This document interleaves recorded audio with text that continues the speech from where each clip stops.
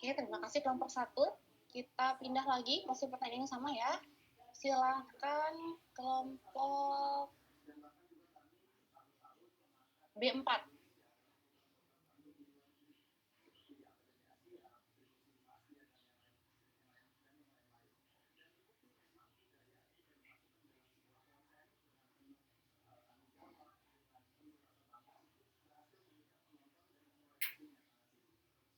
Tadi yang kelompok 1 yang jawab siapa? Atas nama siapa, Dek?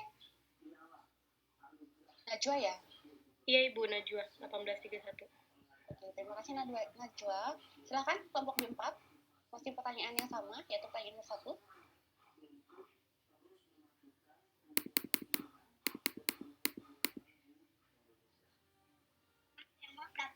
Ya, tadi Baik, Ibu. Saya akan menjawab pertanyaan nomor 1 itu. Menurut kelompok kami, namanya? Saya Nimade Sugi Pratnyaswari, NIM 40. Jadi menurut kelompok kami, matriks pembawa senyawa natrium benzoat itu adalah air, karena natrium benzoat ini dia kelarutannya mudah larut dalam air. Jadi ketika diekstraksi tunggal dengan kloroform dan di vortex serta disentrifugasi akan terbentuk dua lapisan. Dan natrium benzoat ini akan terbawa pada lapisan air yang selanjutnya dititrasi, begitu Bu. Oke, terima kasih Sugi. Selanjutnya saya lemparkan ke satu kelompok ya yang mau menambahkan jawaban dari kelompok A1 dan B4. Silakan.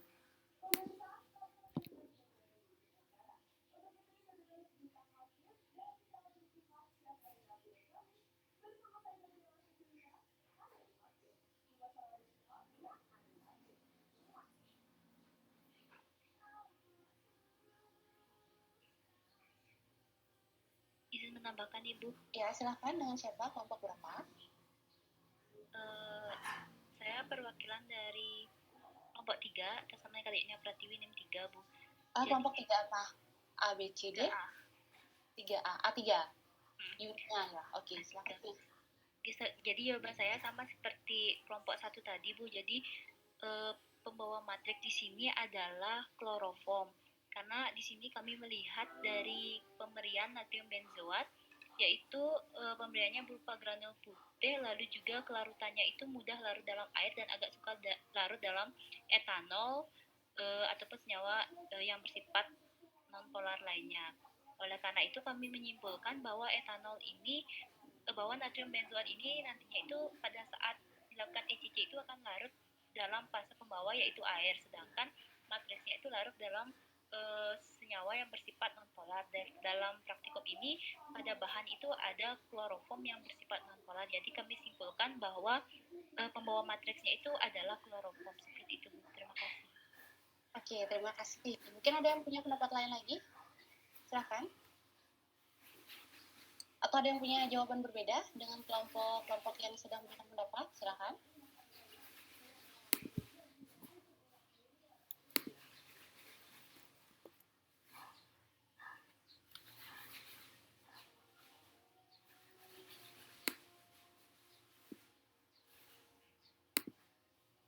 Oke, dari PowerPoint yang di awal ya, dari 4 kelompok yang presentasikan bahwa matriks kalian itu apa gitu ya, sampel kalian itu sebenarnya apa. Tapi ada kelompok yang sudah menyinggung latar belakangnya bahwa natrium benzoat ini adalah pengawet yang sering ditemukan di makanan, di minuman, atau bahkan juga ada di kosmetik. Jadi itu yang pertama harus kita definisikan. Jadi sampel kalian itu apa?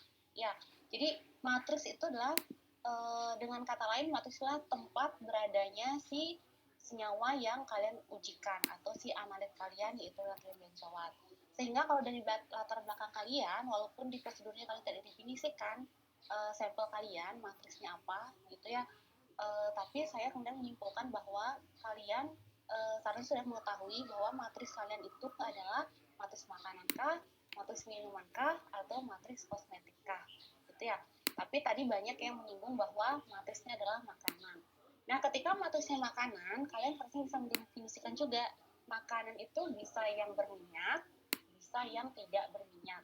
Ya, kalau tadi misalnya ada yang menjawab kloroform, ada yang menjawab air, ada yang menjawab etanol misalnya.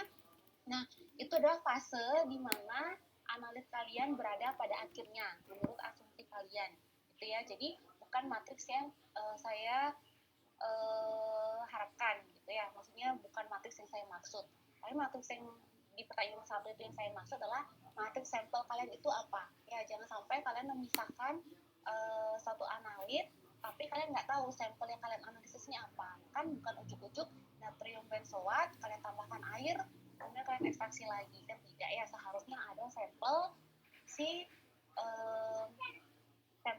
matriks sampel kalian ini, gitu ya. Karena kebetulan kan kita hari ini menekankan lebih ke preparasi sampelnya. Gitu. Nah, ketika matriks sampel kalian makanan, misalnya makanannya apa? Makanannya padat kah? Makanan yang semi solid kah? Bagaimana cara preparasinya? Kalau yang makanan padat berarti otomatis ada pengerusan. Contohnya apa? Contohnya mungkin snack, gitu ya, ciki-ciki itu.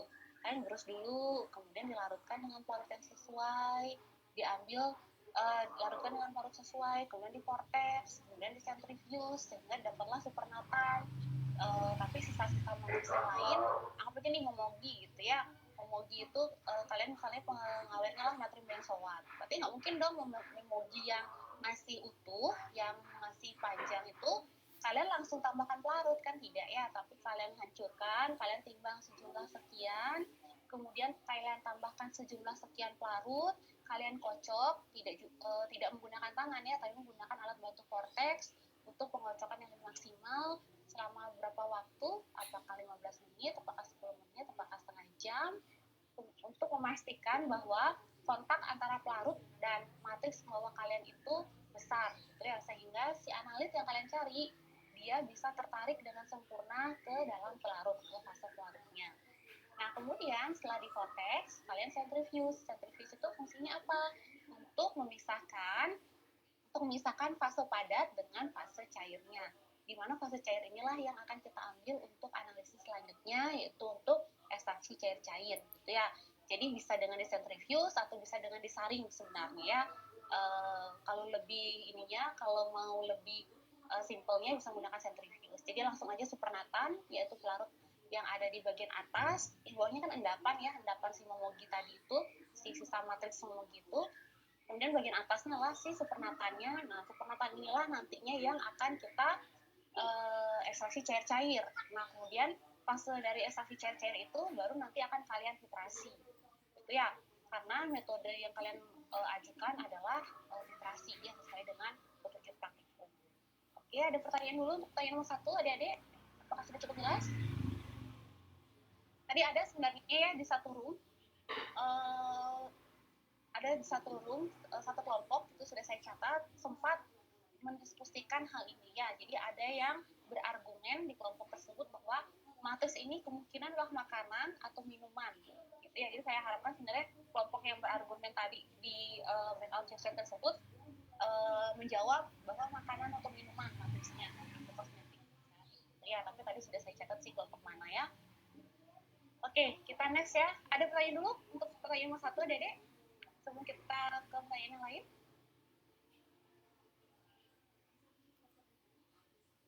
Belum, Ibu. Oke. Saya izin bertanya sedikit. Ya, ya silakan. Terima kasih untuk pertanyaan. Jadi izin memastikan juga. Jadi supernatan itu adalah fase organiknya. Maaf. Jadi saya Ari Kusuma dari kelompok A4 13. A4, tunggu sebentar. A4 kelompok 13. Ya, silakan Ari. Oke, terima kasih. Izin memastikan Bu. Jadi ketika setelah disentrifugasi itu akan terbentuk supernatan yang berada di atas, yang merupakan fase organiknya begitu nih? Ya, fase organiknya ya. Jadi tergantung kalian natrium benzoat kelarutannya dalam apa. Nah, di sini ada missing chain ya, sebenarnya ada rantai yang hilang sebenarnya di pengerjaan kita hari ini ya. Di mana tunggu sebentar ya, saya lihat dulu prosedur kerjanya.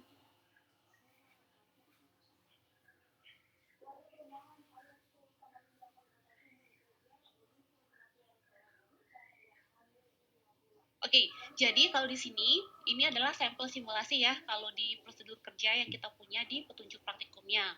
Ini sampel simulasi. Simulasi itu artinya dia tidak menggunakan matriks ya. Tapi sebenarnya kalau kita melakukan penetapan kadar natrium benzoat itu pasti harus ada matriknya kan ya. Pasti ada sampel yang akan kita tetapkan kadar natrium benzoatnya, misalnya gitu. Makanya tadi saya nanya, kira-kira kalian tahu nggak, bisa mengidentifikasi nggak matriks sampel sesungguhnya apa? Itu kalau di sini adalah yang simulasi, gitu ya. Sehingga langsung aja dibuat larutan sampel natrium benzoatnya, gitu ya. Kemudian natrium benzoat ini dilarutkan dengan apa pelarutnya di sini? Natrium benzoatnya di praktikum ini?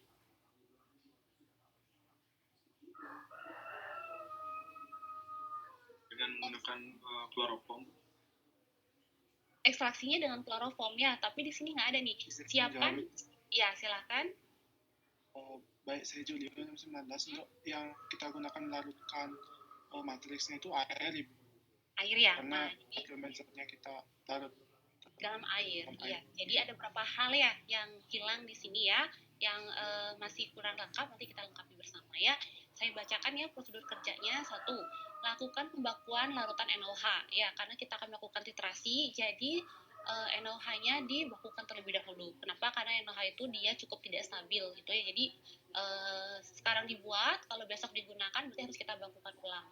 Kemudian yang kedua, sudah langsung nih ke preparasi sampel ya, yaitu siapkan masing-masing 10 ml larutan sampel natrium benzoat. Nah, di sini kalian tidak bisa melihat ya pelarut dari si sampel natrium benzoat ini apa. Sudah aja, namanya adalah sampel natrium benzoat. Tapi kalau di konteks ini, kalian juga pasti akan bingung ya, natrium benzoat ini berasal dari mana. Nah, kalau dari kata-kata ini, siapkan masing-masing 10 ml larutan natrium benzoat, itu kalian sudah mendapatkan larutan benzoat 10 mili gitu ya. Tapi kan kalau kenyataannya, kalau misalnya di lapangan kalian kerja di POM gitu ya, menetapkan kadar natrium benzoat kan kalian tidak mendapatkan berupa larutan gitu ya, tapi kalian mendapatkan sampel. Sampelnya apa? Nah, sampelnya balik lagi ke latar belakang kalian gitu ya. Tadi ada yang menyebutkan makanan, minuman gitu. Nah, jadi sebenarnya sampel ini akan kita hancurkan terlebih dahulu kalau dia padatan. Ya, kalau minuman tidak. Nah, kemudian setelah padatan itu kita hancurkan, berarti kita larutkan dulu dengan pelarutnya, gitu ya. Pelarutnya apa? Balik lagi. Di sini nggak ada pelarutnya apa ya, apakah air, apakah etanol, apa-apa. Langsung aja 10 ml larutan sampel natrium benzoat. Gitu ya. Nah, pelarutnya apa? Kalian cari di Farmakope atau di pustaka lain, gitu ya. Atau di Martindale boleh dicari natrium benzoat itu larutnya dalam apa. Tapi kalau dari namanya dia tuh adalah garam ya. Garam itu paling gampang, paling mudah dia dilarutin aja dalam air gitu bisa ya. Berarti anggap aja tadi ada sampel padatan yaitu momogi, anggap begitu ya, momogi stick. Kemudian kita hancurkan, kita timbang sebanyak 1 gram, kemudian kita tambahkan si airnya, larut airnya sebanyak 10 ml. Kemudian kita vortex. Setelah kita vortex, maka kalian dapat nih natrium benzoat dalam larutan air sebanyak 10 ml. Itulah poin nomor 2 dari prosedur kerja kalian. Setelah itu, baru kalian tambahkan dengan 2 ml kloroform pada proses ekstraksi cair-cair. Berarti nggak nyampur ya, antara air dan kloroform nggak nyampur. Ya, jadi sejauh itu si natrium benzoat dia masih ada di dalam fase air. Kemudian ditambahkan 2 ml kloroform. Ya, nah kalian harusnya bisa bahas apa fungsi penambahan 2 ml kloroform ini, misalnya kayak gitu. Ya, silakan tadi yang bertanya bisa dilanjut lagi, Adek. Tadi yang bertanya ada Ari Kusuma, silakan Ari. Lanjut. Baik, jadi Ya. Saya jujur saja bahwa saya masih kurang paham mengenai prosedur kerja dari Pak ini. Bagaimana ketika natrium benzoat yang dititrasi terlebih dahulu, karena pemahaman saya saya melihat bahwa natrium benzoat itu dapat didapatkan melalui reaksi penambahan asam benzoat dengan NaOH. Di mana saya pikir bahwa asam benzoat itu adalah sampel kita, lalu kita titrasi sehingga membentuk natrium benzoat. Namun itu salah. Makanya saya masih belum mengerti ketika disentrifugasi tentu fase organik itu akan yang lebih ringan sehingga berada di atas umum, yang dimana natrium benzoat sendiri sampel ini itu larut dalam fase air, sehingga di sana saya masih kurang mengerti. Oke, saya jelaskan kalau gitu ya. Nah, kalian lihat di prosedur kerja ya, mungkin itu ada sedikit kesalahan. Yang pertama adalah lakukan pembakuan larutan NaOH dengan asam oksalat dengan indikator PP. Selanjutnya, titrasi dan hitung kadar asam oksalat. Ya. Hitung kadar NaOH harusnya ya. Jadi bukan menghitung, mungkin ada salah copy paste mungkin di sana ya. Jadi yang pertama itu kalian ganti aja dengan lakukan pembakuan larutan NaOH ya, karena nanti akan kita gunakan untuk si titrasinya. Kemudian siapkan masing-masing 10 ml larutan sampel. Nah, larutan sampel ini kan kalau dilihat dari prosedur kerja kalian seolah-olah sudah langsung ada gitu ya, disodorkan ini larutan natrium benzoat yang harus kalian tetapkan kadarnya, misalnya gitu. Nah, ini benar sih ya kalau misalnya mau cuma menggunakan sampel simulasi gitu ya. Tapi apabila kalau sampelnya bukan simulasi, kalian paling nggak tahu nih bayangannya tadi ya, sampelnya apa sih sebenarnya gitu. Jadi sampelnya bisa makanan, minuman tadi seperti yang saya jelaskan. Kemudian hasil dari yang tadi itu supernatan itu biasanya pasti akan ada presipitat, ada si supernatan. Itu ya, supernatan itu adalah bagian atas atau bagian cair dari hasil sentrifugasi. Bawahnya pasti selalu berpadatan. Kemudian diekstraksi tunggal dengan 2 mili kloroform. Jadi diekstraksi cair-cair, kemudian ditambahkan 10 mili C7H6O2 ke dalam tepung kaca, ditambahkan 2 mili kloroform, vortex sentrifugasi, diamkan sampai terbentuk 2 lapisan, dipisahkan. Mohon ditunggu ya.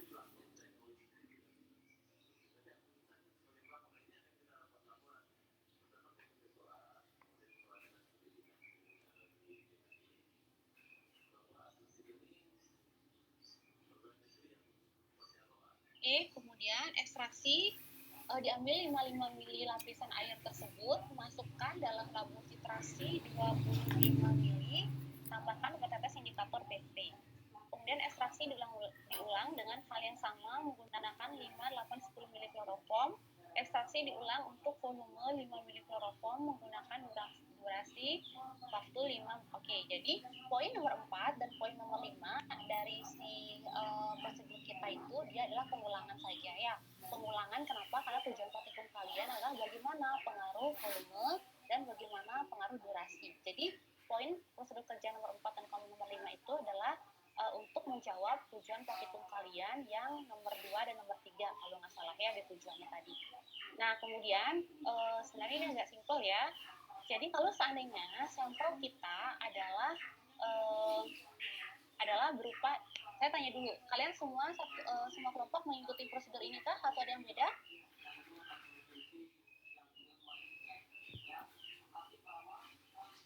Kalau dari kelompok saya sama mengikuti prosedur. Mengikuti ya? Mengikuti, ya, Arya. Mengikuti dari buku Oke. Nah, jadi saya tanya deh, ada yang tahu nggak kira-kira penambahan kloroform di ekstraksi cair ini tujuannya apa? Ada yang tahu? Izin mencoba menjawab, Bu. Ya, silakan. Dengan siapa namanya kelompok? Saya Ibu Setiagung Suraga Pramiari, NIM 11 dari kelompok 4. Kelompok 4, A4 ya. Oke, silakan. Penambahan kloroform di ekstraksi cair-cairnya itu dia sebagai pelarut organiknya. Nah, nanti di mana kalau natrium benzoat itu kan dia bersifat polar. Nanti dia akan lebih tertarik ke fase airnya daripada fase organiknya. Jadi nanti fase organiknya ini akan setelah diekstraksi cair-cair, nanti fase organiknya ini bakalan diam, sedangkan nanti Na benzoatnya itu akan lebih ke fase airnya gitu. Jadi kloroformnya itu berfungsi sebagai pelarut organik di ekstraksi cair-cairnya itu. Mohon maaf jika salah. Oke, terima kasih Agung. Yang lain mungkin punya pendapat lain saya dengan Agung.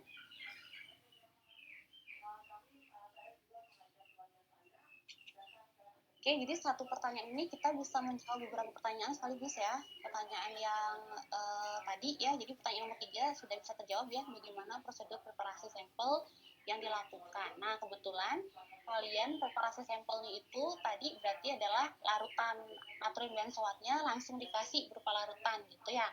Tapi sebenarnya kalau mau bisa kita tambahkan ya, supaya membuat prosedur ini lebih lebih kompleks ya, biar lebih dari hulu ke hilir gitu ya. Nanti bisa di prosedur preparasi sampelnya kita buat sampelnya adalah produk makanan, misalnya makanan ringan gitu ya, atau boleh misalnya produk mie instan misalnya boleh.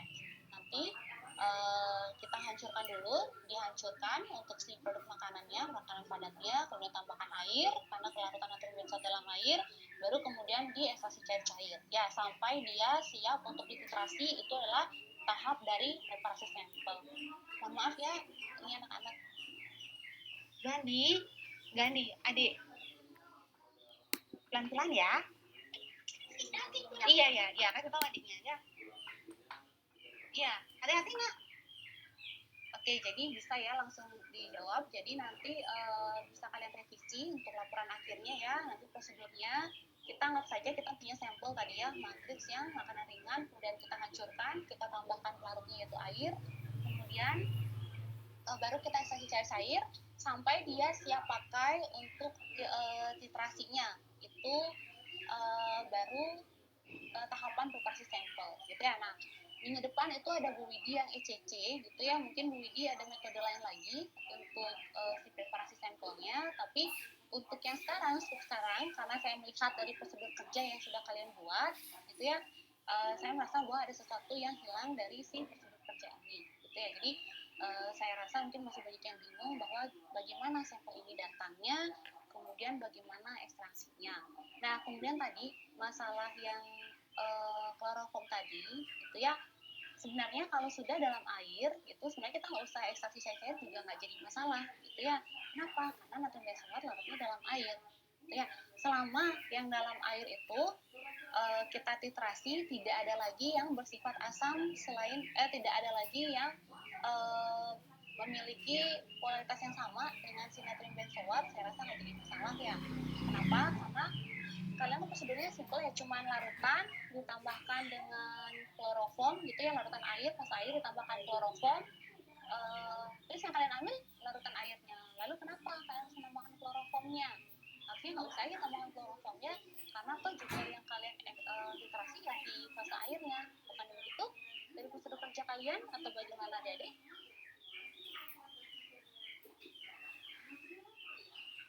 Iya, benar seperti itu. Ya kan ya. Nah, makanya saya rasa sini ada sesuatu yang ini ya, karena sepertinya ada perubahan prosedur dari yang sebelumnya. Yang lain mungkin ada yang mengerjakan yang berbeda seperti yang ada di prosedur. Tapi kloroform ini sebenarnya ketika kita melakukan ekstraksi cair-cair, dengan adanya kloroform maka pengganggu yang lain bisa terambil ya, terutama pengganggu-pengganggu yang bersifat non-polar. Misalnya anggap saja kalau matriks kita itu dia ada lemaknya, ada komponen minyaknya, gitu kan banyak ya makanan, ada yang mengandung lemak dan ada juga yang mengandung komponen minyak gitu. Jadi untuk lebih membersihkan si sampel kalian yang sudah kalian preparasi sebelumnya dengan menggunakan air ini, maka dengan adanya penambahan kloroform itu akan lebih membebaskan sampel kita dari gangguan yang bersifat non-polar atau minyak atau sedikit lemak ya. Setahu ada yang terbawa walaupun kita ekstraksinya pakai air gitu ya, mungkin kita tidak bisa mengambilnya secara bersih gitu. Dan kemudian ada aja nih minyak yang masih mengambang di sampel air kita gitu ya. Jadi kalau misalnya mau dijabarkan satu-satu nih fungsinya ini apa, nah mungkin seperti itu ya. Tapi kemarin sempat Bu Widi mengusulkan beberapa metode ke saya gitu ya. Metode itu jadi aslinya praktikum ini ada asam benzoat, ada natrium benzoat gitu ya. Selama ini kita mencoba asam benzoat, tapi kali ini kita mencoba yang natrium benzoat. Nah, kemarin kebetulan ada beberapa metode gitu ya. Metode itu nanti ada penambahan asam, ada penambahan basah gitu. Nanti ketika ECC coba kalian tanyakan lagi sama Widya, apakah Bu Widi mengikuti ECC yang di petunjuk praktikum ini, karena kebetulan yang aku berbeda ya, jadi saya nggak bisa ngikutin juga kegiatan kalian nantinya. Nah, karena kalau yang di sini, kalau yang saya mengikuti petunjuk praktikum ini ya hanya sebatas itu ya. Jadi preparasi sampel kalian, ditambahkan kloroform, ekstraksi cair-cair, diulangi prosedur itu untuk kloroform volume 5, 8, 10, dan juga untuk durasi ekstraksi 5, 10, 15 menit. Ya, jadi itu yang kalian bandingkan nanti antara poin 4 dan poin 5 tersebut. Gitu. Nah, kalau misalnya tadi mau satu-satu gitu ya dijabarkan, ya tidak ada perubahan ini ya, tidak ada perubahan bentuk, apakah si natrium benzoat ini akan kita bawa ke fase kloroformnya, apakah natrium benzoat ini akan kita tinggalkan di fase airnya. Kalau lihat dari prosedurnya berarti natrium benzoatnya dia tetap berada di fase air. Kenapa? Karena larutnya dalam air ya, kecuali nanti dia dijadikan asam benzoat, itu ditambahkan dengan asam, baru nanti dia bisa menuju ke kloroformnya. Jadi itu yang sebenarnya mau saya tekankan hari ini. Gitu. Apakah ada yang sependapat adik-adik untuk preparasi sampel ini? Atau ada yang berbeda pendapat? Silakan.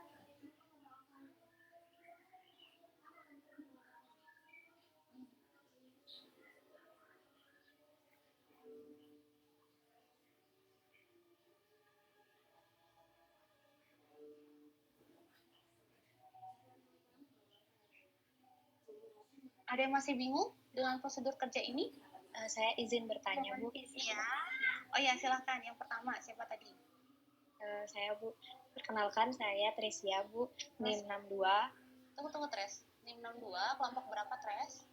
Kelompok 3, golongan C. Terus sebentar. Tresia 62. Silakan, Tresia. Kalau misalnya kita menggunakan sampel, misalnya kalau kelompok kami menggunakan sampel minuman isotonik gitu, Bu. Berarti di preparasinya itu tidak diperlukan penambahan kloroform lagi ya, Bu? Langsung dititrasi juga bisa berarti. Apakah seperti itu, Bu? Iya. Ya. Itu kalau di lapangan ya, Tresia ya. Maksudnya ini kan kita balik lagi nih, karena tujuan praktikum kita itu adalah mau melihat koefisien distribusi. Jadi ada ya di salah satu pertanyaan saya itu tadi saya bilang, saya tanyakan bahwa dari prosedur, jelaskan tahapan pada kegiatan praktikum ini yang dapat menjawab salah satu tujuan praktikum hari ini, yaitu mengetahui atau menentukan koefisien distribusi natrium benzoat pada dua pelarut yang tidak saling bercampur. Jadi itu hubungannya Tres sama pertanyaannya Tresia. Saya saya langsung hubungkan ya. Kalau misalnya dia berupa minuman gitu ya, minuman yang murni tidak ada pengganggu yang lain, itu bisa ya kita langsung bisa menetapkan kadarnya bisa dengan spektrum, bisa dengan HPLC, bisa dengan titrasi. Sebenarnya titrasi ini kan dia paling konvensional caranya ya. Sebenarnya untuk menetapkan kadar dia tidak terlalu sensitif kalau titrasi ini. Maksudnya tingkat kesalahan itu cukup tinggi dan tidak sensitif gitu ya. Jadi mungkin kalau pabrik pun kalau dia mau QC tentang kadar berarti atau BPOM misalnya pasti menggunakan HPLC gitu ya. Mungkin sedikit preparasi sampel dia langsung menggunakan HPLC atau menggunakan spektrum misalnya gitu ya. Tapi karena kita mau menggunakan yang paling sederhana metodenya, maksudnya bisa dikerjakan bersama-sama sekaligus, jadi ada pilihannya adalah titrasi. Dan kita kaitkan lagi nih, kenapa harus di ekstraksi cair-cair? Karena kita mau tahu dari tujuan praktikum kalian, kita mau tahu koefisien distribusi si natrium benzoat ini pada dua pelarut bagaimana, larut air gimana, larut kloroform gimana.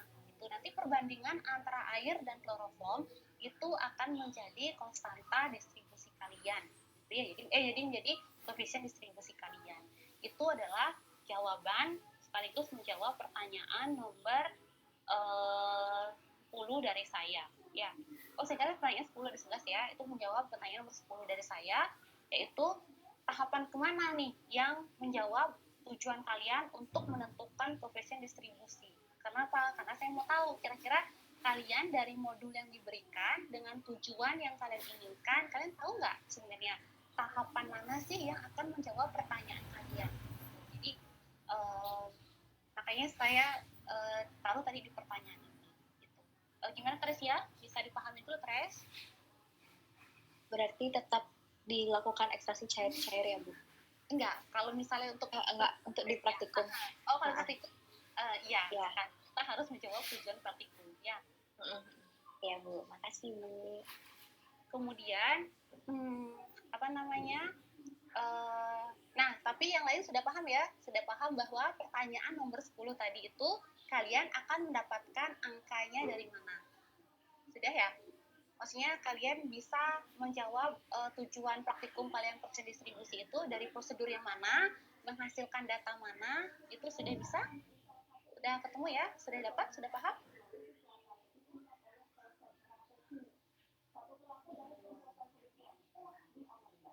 Ibu, sebelumnya saya mohon izin yang sebesar-besarnya, Bu. Ya, dengan Praktik Oh, lewat ya? Oke. Iya, Ibu. Oke, nanti ada kuliah setelah ini. Oke, nanti saya titipkan pertanyaan ini ke Bu Widi ya, silakan kalian jawab dengan Bu Widi. Atau nanti di PowerPoint-nya silakan kalian ulang lagi, dibuat, boleh. Yang tadi sudah dikumpul ya. Nanti udah tugas dari saya, silakan kalian lengkapi yang belum lengkap. Ya, nanti kalau ada pertanyaan bisa langsung per kelompok japri saya ya. Kalau ada yang tidak lengkap, nanti akan saya jelaskan pertemuan hari ini sudah sampai mana kepada Bu Widi. Nanti saya titipkan pertanyaan lain kepada Bu Widi ya untuk pertemuan selanjutnya. Atau saya izin kalau misalnya pertemuan selanjutnya bisa saya mengisi lagi, saya akan ikut join dengan Bu Widi ya. Jadi kami berdua akan mengisi ya. Oke, bisa dipahami dulu ya Dek ya. Mohon maaf karena keterbatasan waktu tidak bisa kita bahas semuanya untuk kali ini ya. Baik, terima kasih Adik-adik. Bisa saya akhiri dulu untuk sementara. Kalau ada yang tidak jelas silakan di WA aja ya. Baik. Oke, terima kasih. Baik Adik-adik, silakan adik-adik bisa live meeting. Bagi yang belum upload ke G Drive, silakan di-upload ke G Drive ya. Saya tunggu sampai pukul 1.